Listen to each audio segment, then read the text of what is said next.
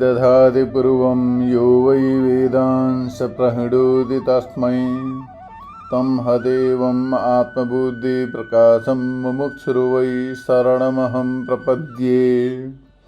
वैदिक दिव्य ज्ञान प्रतिष्ठानमा सबैजनालाई हार्दिक स्वागत तथा अभिनन्दन गर्दै अब यो श्रीमद् भगवत गीताको विषयलाई पुनः अगाडि बढाउँदै आजको विषयलाई प्रस्तुत गरिन्छ, जुन श्रीमद् भगवत गीताको शङ्करानन्दी नामक टीका प्रारम्भ गरिएको थियो, जसमा द्वितीय अध्याय पुरा भएपछि कारणवश कुनै बाध्यताका कारणले गर्दाखेरि केही दिनसम्म स्थगित राखिएको थियो। त्यसै विषयलाई पुनः आजदेखि अगाडि बढाइँदैछ।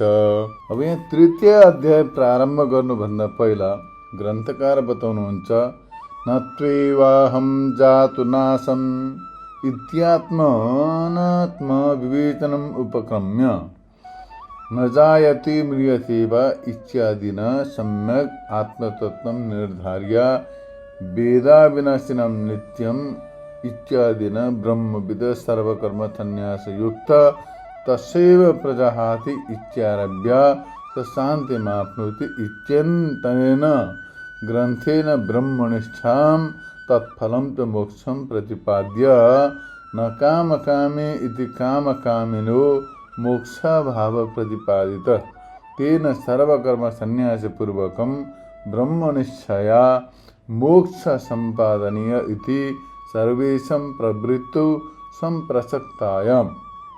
अर्थात् नत्वेवाहं जातु नासम्, म कहिले पनि थिइनँ यस्तो होइन, अभि त म पहिला पनि थिएँ, अहिले पनि छु र सदैव रहिरहन्छु इत्यादिबाट आत्मा र अनात्माको विवेचन आरम्भ गरेर नजायते म्रियते वा कदाचित, अर्थात् आत्मा कहिले पनि जन्मिँदैन र कहिले मर्दैन इत्यादि श्लोकबाट ठिक ठिक रूपले आत्मतत्त्वको निर्धारण गरेर जो अविनाशी नित्यलाई जान्दछ, माने जसले अविनाशी नित्य तत्त्वलाई जान्दछ इत्यादि वाक्यद्वारा ब्रह्मज्ञानीका लागि सबै कर्महरूको सन्यासका सम्बन्धमा बताइयो। तत्पश्चात् प्रजाहाति यदा कामान इत्यादि श्लोकहरूद्वारा प्रारम्भ गरेर स शान्तिमाप्नोति, उसले शान्तिलाई प्राप्त गर्दछ इत्यादि ग्रन्थबाट त्यसै ज्ञानीको ब्रह्मनिष्ठा र ब्रह्मनिष्ठाका फल मोक्षरूप परम पुरुषार्थको प्रतिपादन गरेपछि न कामकामी इत्यादि श्लोकहरूबाट कामनायुक्त व्यक्तिलाई मोक्षरूप परम पुरुषार्थ प्राप्त हुन सक्दैन। जो कामनायुक्त छ, संसारका विषय वासनाको अभिलाषा लिएर रहेको छ भने त्यस्ता व्यक्तिले मोक्षरूपी परम पुरुषार्थ सिद्ध गर्न सक्दैन इत्यादि विषयको यहाँ राम्रो प्रकारले प्रतिपादन गरियो। अब यसबाट सबै कर्महरूको सन्यासपूर्वक, माने सबै कर्महरूलाई परित्याग गरेर ब्रह्मनिष्ठाद्वारा मोक्षको सम्पादन गर्नुपर्दछ। यस्तो प्रकारले सबैको सन्यासमा प्रवृत्तिको प्रसङ्ग उपस्थित हुन्छ। सिधा सिधा अर्थ बुझ्दा यही हो कि सबैले सबै प्रकारका कर्महरू परित्याग गरेर मोक्ष र परम पुरुषार्थका लागि ज्ञानको सम्पादन गर्नुपर्दछ भन्ने स्पष्ट रूपमा यो विषय बुझिन्छ। तर अब यहाँ बुद्धिमान विरक्त घरबाट निक्लिएर जानु, तर घरमा आसक्त रहेको व्यक्ति घरमै बस्नु, यस्तो शास्त्रको वचन पनि छ। प्रवृत्ति लक्षणं कर्म ज्ञानं सन्न्यास लक्षणं तस्मात् ज्ञानं पुरस्कृत्य सन्न्यासे दिह बुद्धिमान् यदा तु विदितं तत्त्वं परं ब्रह्म सनातनं तदैकदण्डं सङ्गृह्य सोपवीतां शिखां त्यजेत्। यस प्रकारले शास्त्रले बताएका छन्। भन्नुको तात्पर्य जो बुद्धिमान व्यक्ति छ, विवेक वैराग्य सम्पन्न छ, सरसम्पत्ति र मुमुक्षु जस्ता साधन चतुष्टय सम्पन्न व्यक्तिले सबै प्रकारका घरबार इत्यादि सम्बन्धलाई परित्याग गरेर एकान्तमा रहेर ब्रह्मचिन्तन गर्नु। तर जो आसक्त चित्त वाला छ, जसलाई सम्पत्तिको आसक्ति छ, लोक इच्छा छ, पुत्र इच्छा छ, वित्त इच्छा छ भने अर्थात् लोभ, मान, सम्मान, प्रतिष्ठाको अभिलाषा छ। त्यस्तै प्रकारले घर, धन, सम्पत्ति इत्यादिको वित्त इच्छा छ होइन, धन सम्पत्तिको अभिलाषा छ। त्यस्तै प्रकारले लोकैक्षण, मान, प्रतिष्ठा, यश, कीर्तिको अभिलाषा छ भने त्यस्ता व्यक्तिले सन्यास नलिनु। त्यस्ता व्यक्तिले घरमै रहेर आफ्ना कर्महरू गर्नु। त्यस्तै प्रकारले शास्त्रले बताएका छन्। तर जो यी लोकैक्षण, पुत्रैक्षण, वित्तैक्षणदेखि रहित छ, मुक्त छ भने उसले सन्यास ग्रहण गर्नु। यस्तो प्रकारले शास्त्रले बताएका छन्। किनभने यदि त्यो रागयुक्त व्यक्ति अर्थात् जसका मनमा, हृदयमा लोकैक्षण, वित्तैक्षण र पुत्रैक्षण छन् भने त्यस्ता व्यक्तिले सन्यास ग्रहण नगर्नु। यदि त्यस्ता व्यक्तिले सन्यास ग्रहण गर्यो भने उसको पतन हुन्छ। जति बेला मनबाट सबै प्रकारका एषणाहरू पूर्ण रूपले निस्केर जान्छन् माने समाप्त हुन्छन्, शुद्ध हुन्छ हृदय, त्यति बेला तत्त्व जिज्ञासु व्यक्तिले सन्यास ग्रहण गर्नु। तर यदि मनमा कुनै प्रकारको लोकैक्षण, पुत्रैक्षण, वित्तैक्षण छ भने त्यस्ता व्यक्तिले सन्यास ग्रहण नगर्नु, अन्यथा उसको पतन हुन्छ। यस्तै प्रकारले शास्त्रमा बताइएको छ। कर्म प्रवृत्ति लक्षण हो, माने कर्म जो गरिन्छ त्यो प्रवृत्ति लक्षण हो। दुई प्रकारका मार्ग छन्, प्रवृत्ति मार्ग र निवृत्ति मार्ग। तीमध्ये कर्म जो हो त्यो प्रवृत्ति मार्ग हो र सन्यास जो हो निवृत्ति मार्ग हो। अब यहाँ बताउनुहुन्छ ज्ञान सन्यासको लक्षण हो, अर्थात् तत्त्व ज्ञानका लागि सन्यास लिनुपर्दछ, कर्मलाई परित्याग गर्नुपर्दछ। कर्मलाई पूर्ण रूपले परित्याग गरेर सन्यास लिएर वेदान्तको श्रवण, मनन, निधिध्यासन गर्नुपर्दछ। यसबाट विपरीत आचरण गर्दाखेरि ऊ पतन हुन्छ। त्यस कारणले गर्दाखेरि कर्म प्रवृत्ति लक्षण र ज्ञान सन्यास लक्षण हो। यानी कर्मको लक्षण प्रवृत्ति हो। प्रवृत्ति नभइकन कर्म सम्पादन हुन सक्दैन, कर्म सिद्ध हुँदैन। अब निवृत्ति नभइकन, निवृत्ति मार्ग नअप्नाइकन ज्ञान सिद्धि पनि हुँदैन। त्यस कारणले गर्दाखेरि निवृत्ति मार्ग जो हो ज्ञानको लक्षण हो। यस्तै प्रकारले ज्ञानको लक्षण सन्यास हो भनेर यहाँ बताइएको छ। अब यो लोकमा बुद्धिमान व्यक्तिले ज्ञानपूर्वक सन्यास गर्नुपर्दछ। अर्थात् यहाँ बता तस्मात् ज्ञानम पुरस्कृत्य सन्यासेत यह बुद्धिमान। ज्ञानपूर्वक सबैलाई परित्याग गर्नुपर्दछ, पहिले बुझ्नु पर्दछ।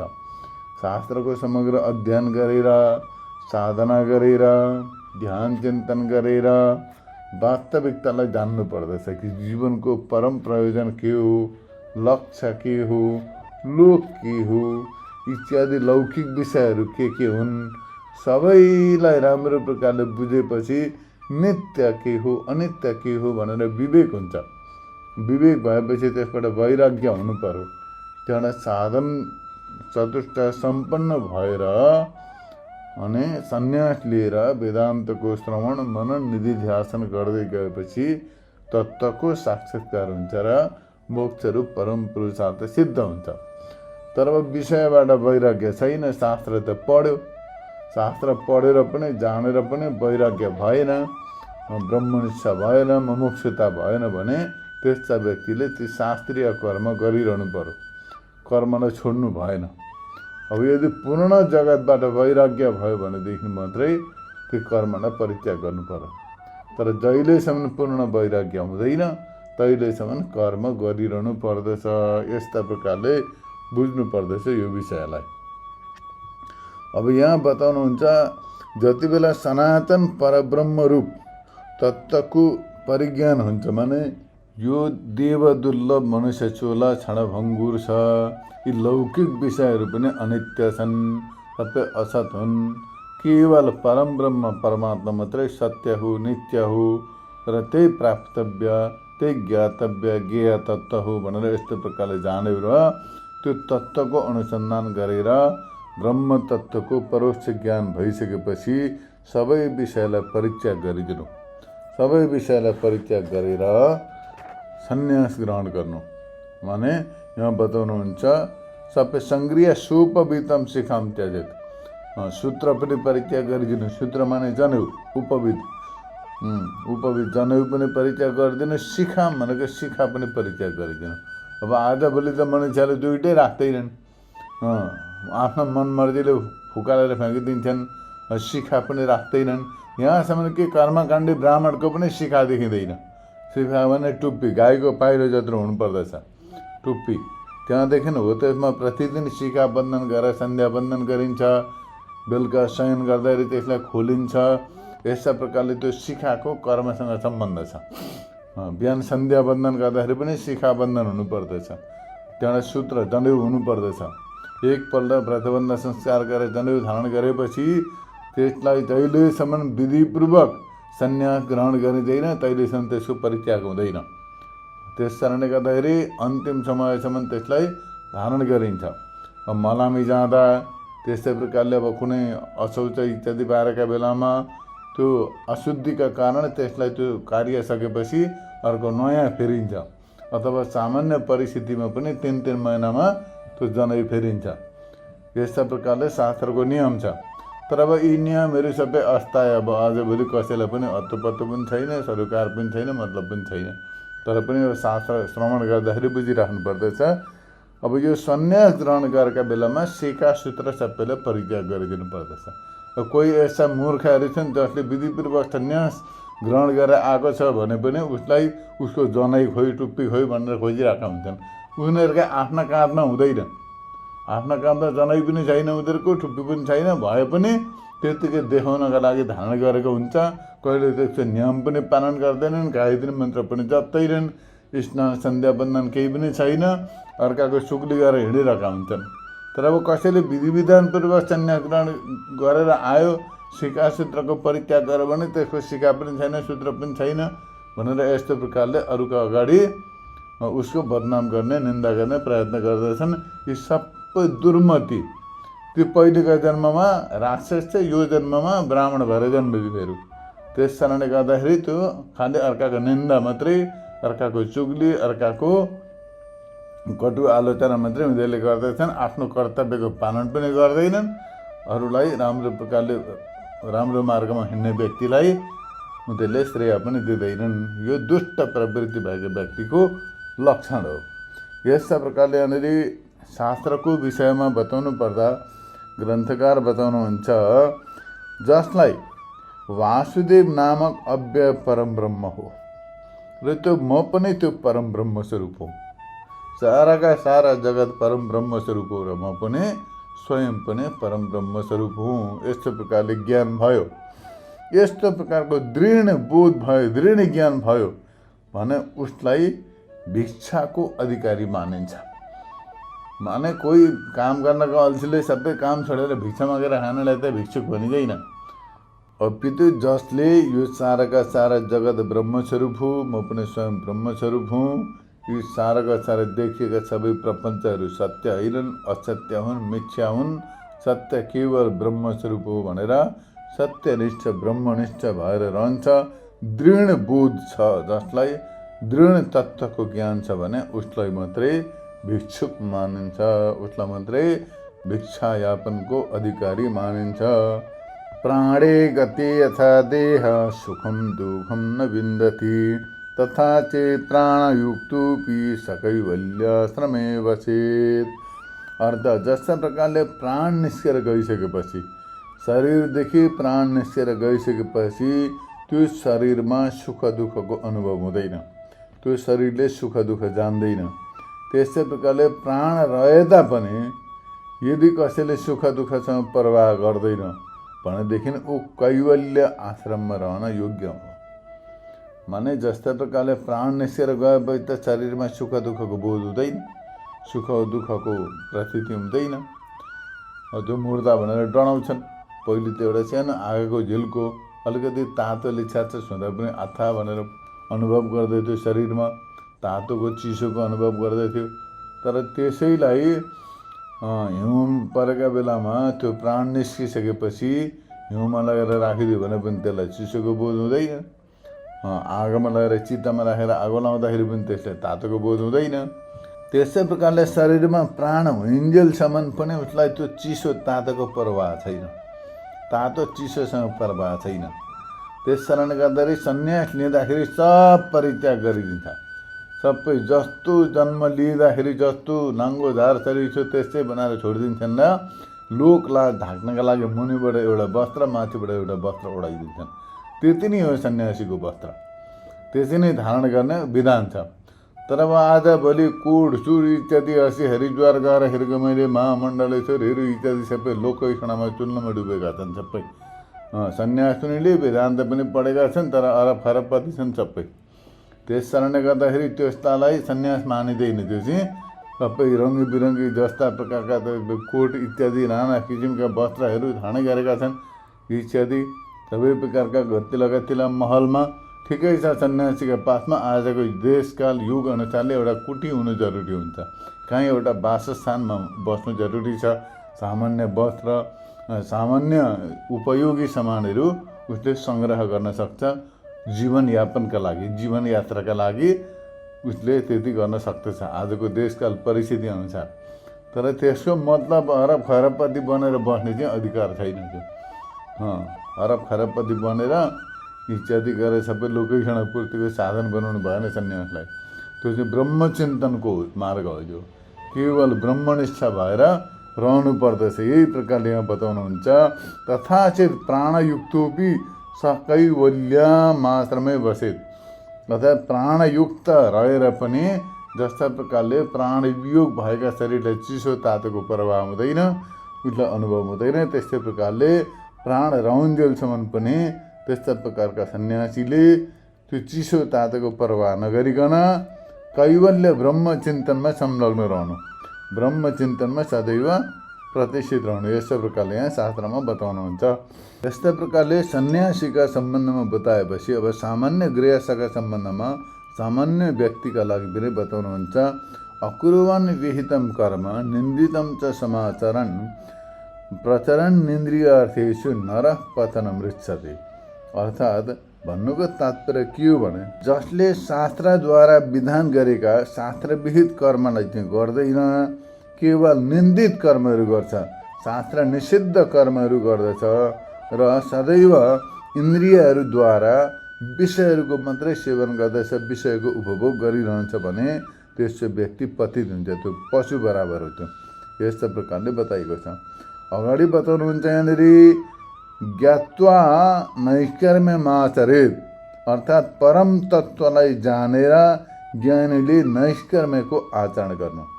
अर्थात् व्यक्तिले सर्वप्रथम शास्त्रविहित कर्म गर्नु, अन्तःकरण शुद्ध गर्नु, उपासनाद्वारा चित्त एकाग्र गर्नु, लोकैषणा वित्तैषणा पुत्रैषणा रहित भएर ब्रह्मतत्त्वको अनुसन्धान गरेर सन्यासपूर्व ब्रह्मतत्त्वलाई जान्नु र नैष्कर्म्यको आचरण गर्नु माने सबै कर्मबाट अलग भएर केवल ब्रह्मनिष्ठमा रहनु।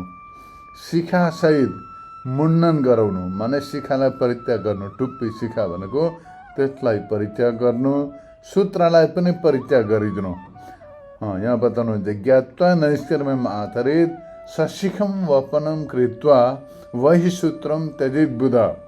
अर्थात् भन्नुको तात्पर्य के हो त भन्दाखेरि शिखासहित मुण्डन गराएर बाहिरका सूत्रलाई परित्याग गरिदिनु।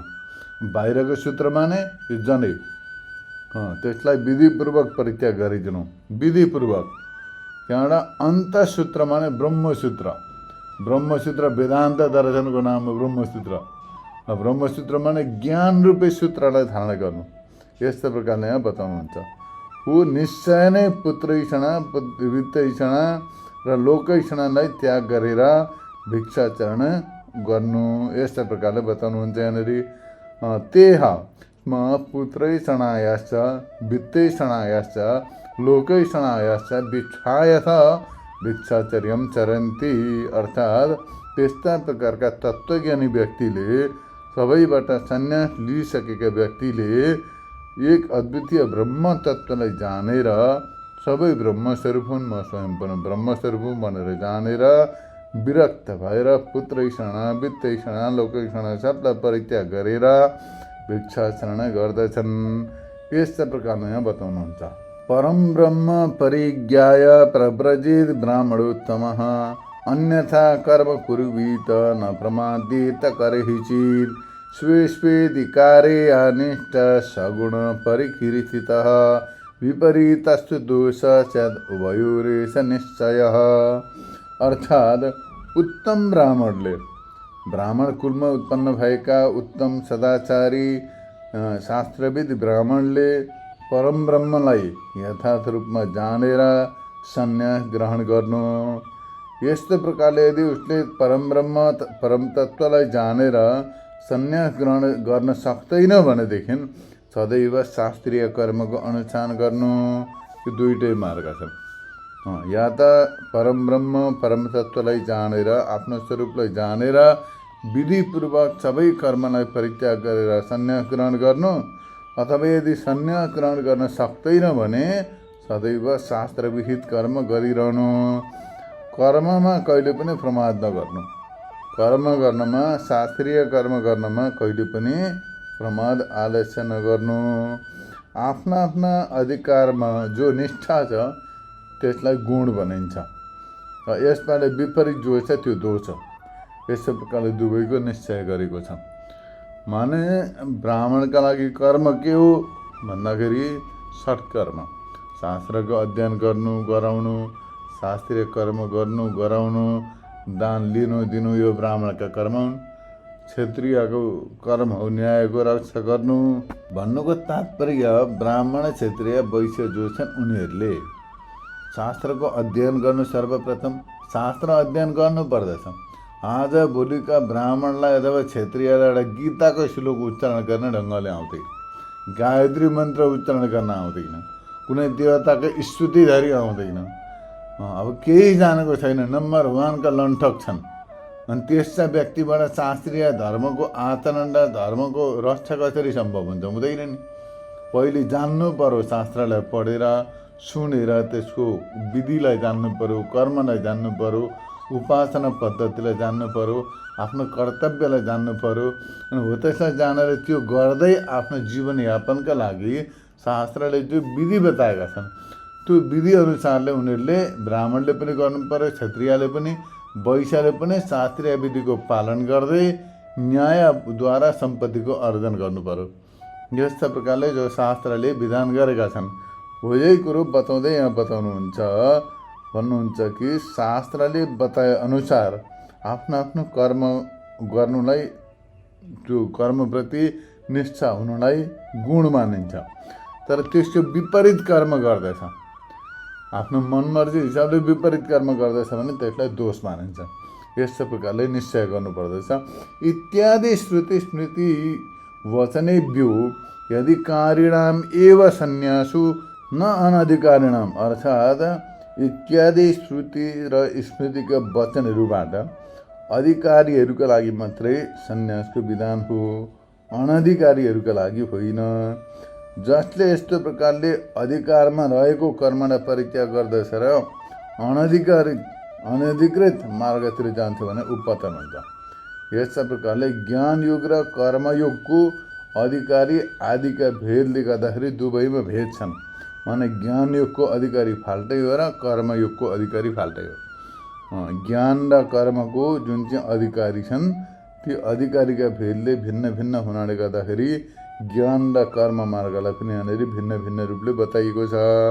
यो दुवैको विभाग देखाउनका लागि अब यो कर्म के हो, ज्ञान योग के हो, ज्ञान योग र कर्मयोग दुवैको भेद स्पष्ट रूपले प्रतिपादन गर्दै दुवैको भेद देखाउनका लागि र दुवैको अधिकारीलाई दर्शाउनका लागि यो तृतीय अध्याय प्रारम्भ गरिन्छ। अर्थात् अनधिकारीहरूको चित्तको शुद्धिद्वारा कर्म नै मोक्षको साधन हो। माने जो अनधिकारी छन्, माने सन्यासको अधिकारी छैन, जो अन्तकरण शुद्ध छैन, कामनामा लिप्त छ भने त्यस्ता व्यक्तिले कर्मको परित्याग गर्नु हुँदैन। कर्म गरेर निष्काम कर्मको अनुष्ठान गर्दै गएपछि उसको चित्त शुद्ध हुन्छ र चित्त शुद्ध भएर ऊ पनि मोक्षको अधिकारी हुन्छ। त्यस कारणले गर्दाखेरि निष्काम कर्म, यो कर्मानुष्ठान पनि परम्परा या मोक्षको साधन हो। त्यसलाई अवश्य गर्नुपर्दछ। यो बताउनका लागि गीताको तृतीय अध्याय अर्थात् यो तेस्रो अध्याय प्रारम्भ गरिन्छ। यसमा पहिले कर्ममा नै तिम्रो अधिकार छ, फलमा अधिकार छैन भनेर यस्तो प्रकारले पहिले बताएको छु। अनि कर्मण्येव अधिकारस्ते मा फलेषु कदाचन भनेर पहिले बताएको थियो। कर्ममा तिम्रो अधिकार छ, फलमा अधिकार छैन इत्यादि वचनबाट बताइएको थियो। भगवानले यस्ता प्रकारले कर्मको अवधारणा गरे पश्चात पुनः अर्जुनसँग भन्नुभयो, हे अर्जुन, ज्ञान योगको अपेक्षा कर्मयोग अत्यन्त निकृष्ट छ।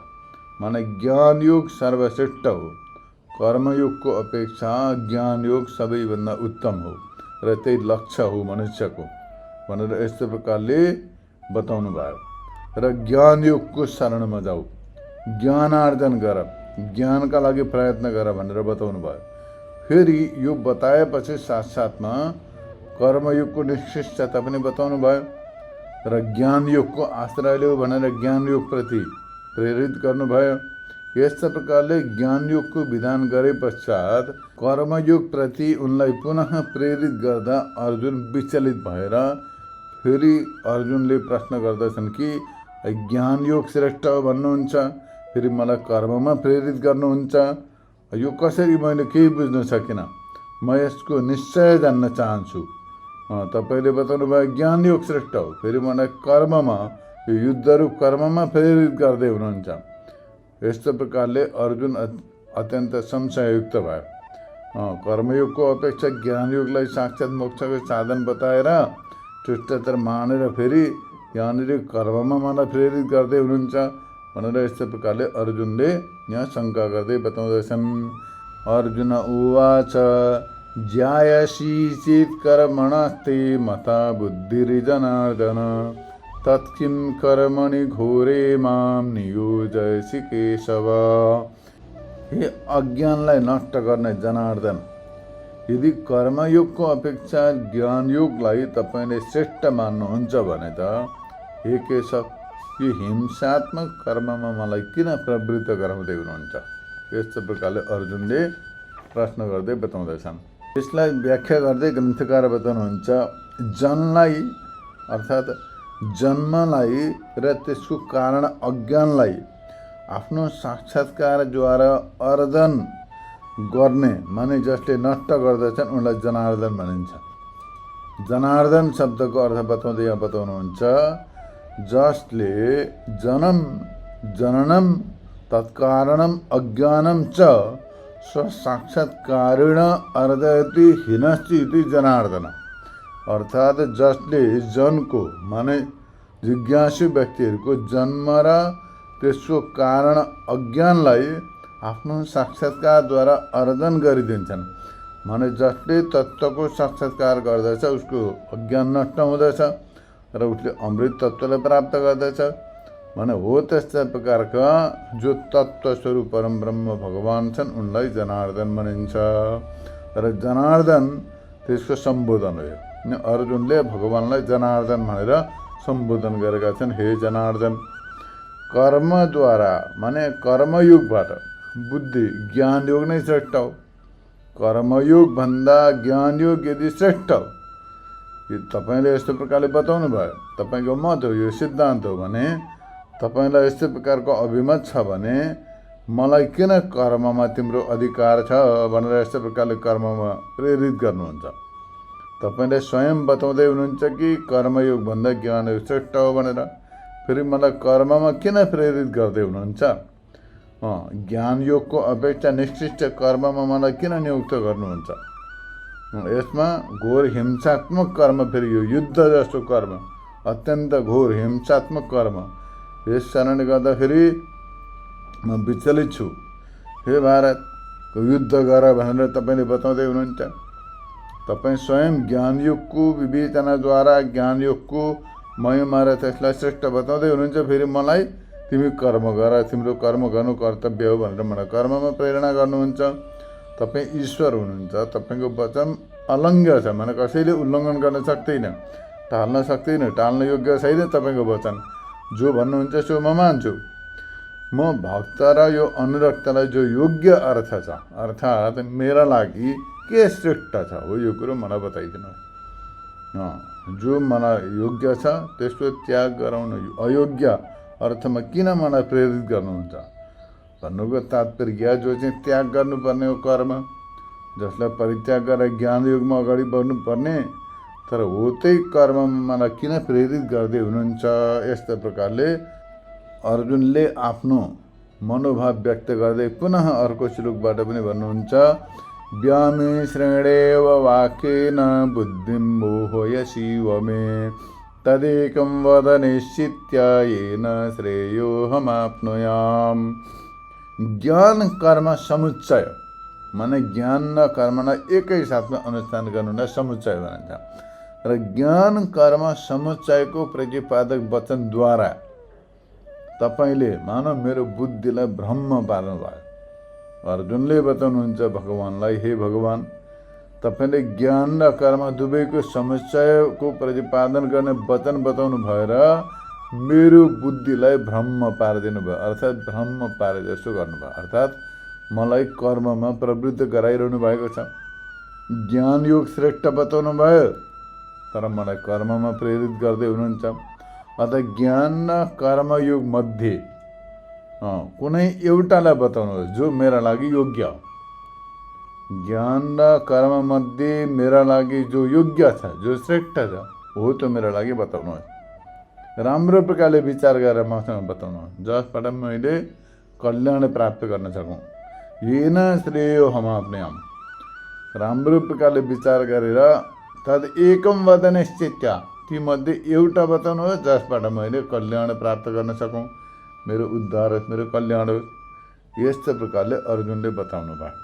अब यसैलाई टीकाकारले बताउनुहुन्छ, किञ्च व्यामिश्रणेव इत्यादि, अर्थात् उहाँले दुईटा वचन बताउनु भएको छ। कर्ममा नै तिम्रो अधिकार छ एवं बुद्धिको शरणमा जाऊ माने ज्ञानको शरणमा जाऊ, ज्ञान सर्वश्रेष्ठ हो।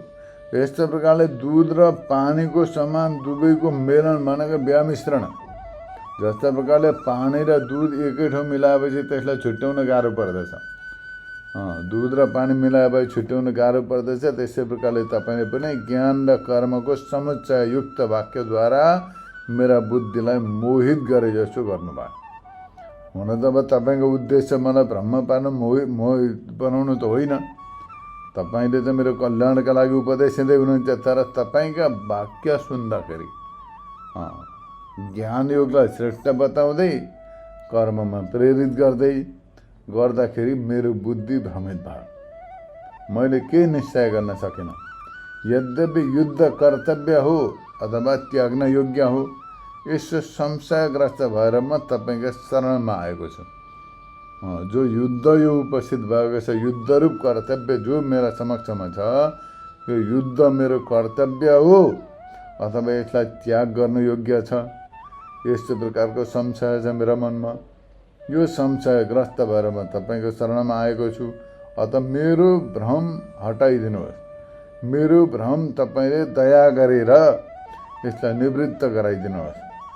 मेरो भ्रम हटाउनका लागि नै तपाईँ प्रवृत्त हुनु पनि भएको छ, मोहित गर्नका लागि होइन। तर पनि विवेकरहित जडबुद्धियुक्त मलाई तपाईँका वचनहरू बुझ्न समझमा आएन। तपाईँका ती रहस्यमय गहिर वचनहरू मैले बुझ्न सकिनँ। मेरा जडबुद्धिले ती वचनहरूले ग्रहण गर्न सकेन, त्यसको रहस्यलाई बुझ्न सकेन। किनभने तपाईँका वचन दुवै मिश्रित वचनहरू छन्। ज्ञान योगलाई श्रेष्ठ बताउनु भएको छ, ज्ञान योगका शरणमा जाऊ भन्नुभयो, फेरि युद्धरूप कर्ममा प्रेरित गर्नुभयो। त्यस कारणले गर्दाखेरि म अत्यन्त संशयग्रस्त छु। मिलेजुलेका वचनहरू प्रतीत भइरहेका छन्। यसका लागि यी वाक्यहरूद्वारा मेरो बुद्धि मोहित भइरहेको छ। अतः मेरो बुद्धिको दोष हो यो, तपाईँको दोष होइन हे भगवान, मेरो बुद्धिको दोष हो, ताकि मैले बुझ्न सकेन। अब के गर्नुपर्दछ? अर्जुनले बताउँदैछन्, तदेकम, क्रिया कारक र फलका भेदले ज्ञान र कर्म विरुद्ध छन्। क्रिया कारक र फलका भेदले ज्ञान र कर्म दुवै विरुद्ध वस्तु हुन्। दुवैको एक कर्ता हुन सक्दैन। ज्ञान र कर्मको कर्ता पनि एउटै हुन सक्दैन। जो कर्मको अधिकारी छ त्यो ज्ञानको अधिकारी हुन सक्दैन। जो ज्ञानको अधिकारी छ उसलाई कर्मको अधिकारी मान्न सकिँदैन। अत मेरो अधिकार अनुसार त्यो दुवै मध्ये एउटालाई निश्चय गरेर बताइदिनुहोस्। ज्ञान अथवा कर्म, योग्यता र अयोग्यतालाई विचार गरेर यसका लागि यो योग्य छ यस्तो प्रकारले निश्चय गरेर मलाई बताउनुहोस् कि मेरा लागि के उपयुक्त छ, ज्ञान योग अथवा कर्मयोग, जसबाट मैले कल्याण प्राप्त गर्न सकूँ, मेरो उद्धार होस्। जसद्वारा कि ज्ञान अथवा कर्म दुवै मध्ये के द्वारा साक्षात अथवा परम्पराले मेरो श्रेय हुन्छ, भने कल्याण हुन्छ। त्यस्तो प्रकारको परम पुरुषार्थका सम्बन्धमा मलाई बताउनुहोस्। मेरो परम कल्याण कसरी हुन्छ त्यो उपाय मेरो लागि बताइदिनुहोस्, ज्ञान योग अथवा कर्मयोग। यस्ता प्रकारले अर्जुनले निवेदन गरेपछि अब भगवान् बताउनुहुन्छ अगाडि। आज यो विषयलाई यहीँ राखिन्छ। अब अगाडि भगवान्ले जो बताउनुहुन्छ फेरि